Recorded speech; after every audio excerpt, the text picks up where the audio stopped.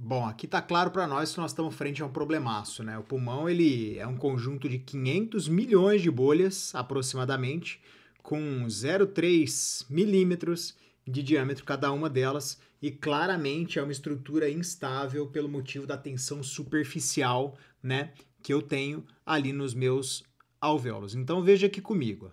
Então eu tenho uma força de atração entre as moléculas de água que ali estão, tá? Então assim, tem as moléculas de água, eu vou maximizar isso aqui, ó. E aí eu vou ter uma força de atração entre uma molécula e outra. Só que eu preciso lembrar que isso aqui não é uma superfície reta. Isso aqui é quase uma circunferência. Não vamos falar que é, mas vamos trabalhar como se fosse aqui agora.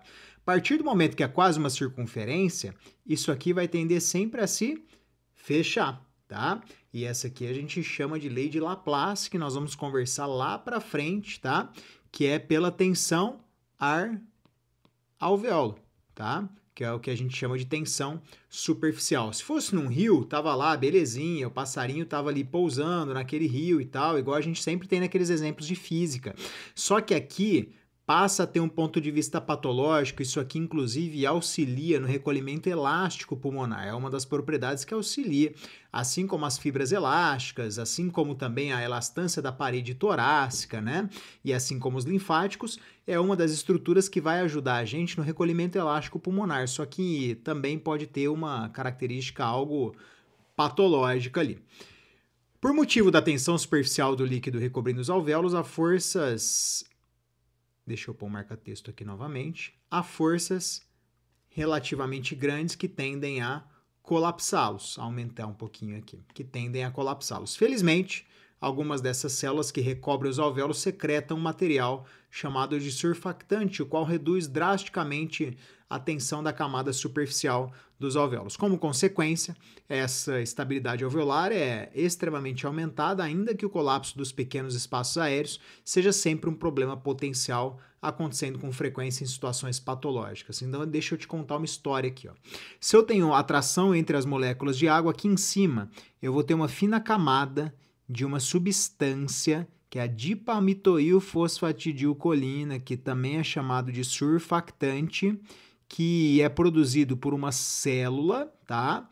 Que tá lá, o epitélio alveolar, ele é recoberto, né? Você tem as células que vão recobrir o epitélio alveolar, que vão participar das trocas gasosas, que são chamadas de células alveolares tipo 1, ou pneumócitos, né?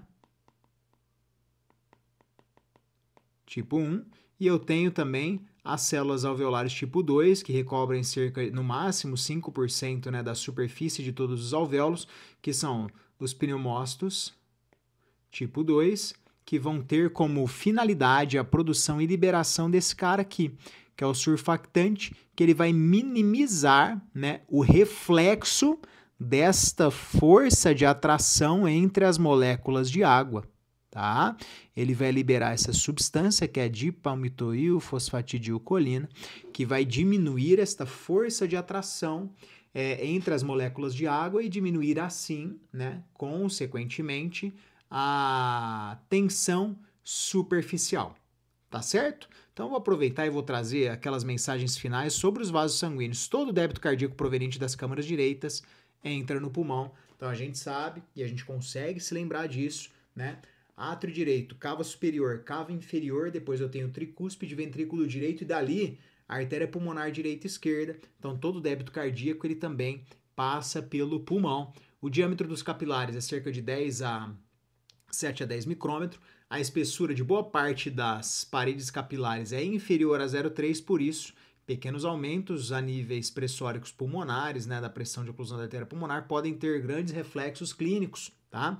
E o sangue despende cerca de 0,75 segundos durante sua passagem no capilar, sendo que aproximadamente, olha só o que eu vou falar, em condições de repouso, em indivíduos saudáveis, aproximadamente 0,3 segundos é o que a gente precisa para praticamente igualar a pressão de oxigênio no alvéolo da pressão de oxigênio no capilar, tá bom? Então, um recado interessante aí que a gente tem para trazer para vocês, porque logo na sequência eu vou tentar resolver junto com vocês um outro problema, que é a remoção das partículas inaladas.